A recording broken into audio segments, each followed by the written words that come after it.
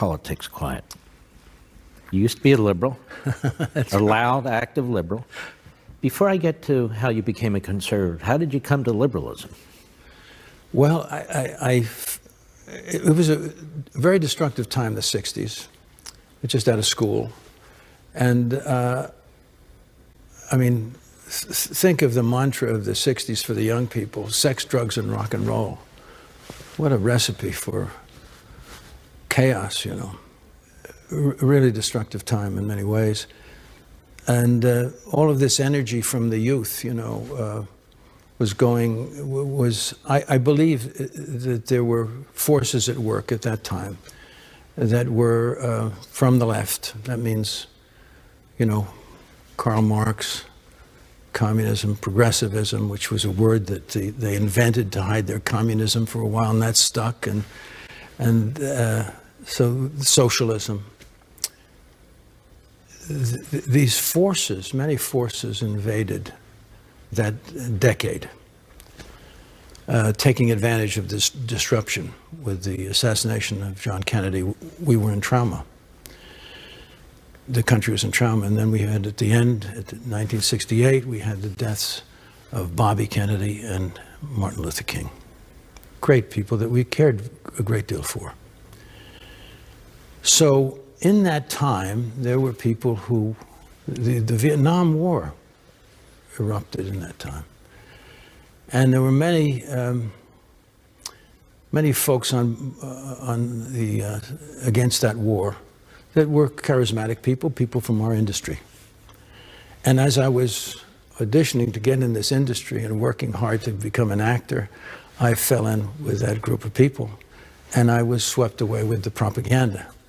And one of the pieces of propaganda that I bought at that time, and when you're involved in propaganda, I have to say, there are no doors out of it in a certain sense, because if your friends are there, this and that, and you make associations, and you pass these sound bites back and forth and all of this. So I understand what's going on in Hollywood today. I understand it. I was right there, you know. And those people are focused on their work too. They're trying to just get a job. So it's convenient for them to be, you know, politically aligned too. So I was one of those guys, and I believed what I had been ingesting. And one of the things was that the war in Vietnam was really our problem. That if we removed ourselves from it, that the south of Vietnam and the north of Vietnam, the communists under Ho Chi Minh, would come together and embrace as brothers, as family. And I bought some of that, and I was in the streets, you know, against the war and that stuff. And then what happened? Then the people in the streets, and by the way, you know, we never lost, our military never lost a battle in that war. And we were on the way to the defeat of the North. But the real energy that closed out that possibility was those people in the street. And they certainly weren't the majority of Americans, but they were very effective. It's like what's going on now. They have a march. They've prepared an army of people to go out and speak and make noise. And you would think, if you were watching television, this must be the American people, but it isn't. But anyway, and they brought down the war. It came to a close, and we pulled out of Vietnam. We pulled out of Vietnam, and what happened? Was there this embrace? Was there this celebration? No. 2.5 million people were murdered in Laos, Cambodia, and Vietnam because of our absence. And what happened with the left when they saw that? It's the signature of the left. They create this, you know, this chaos and horror, and they walk away. They take no responsibility for it. That's what happened to all my buddies. Mm-hmm. They celebrated. We won the war. We won it. We won our war. And there was this bloodbath. I remember Joan Baez had a little piece in the paper, and it was the only single voice from all of the left, and she was ridiculed for it or put aside for it. And I thought to myself, she's right.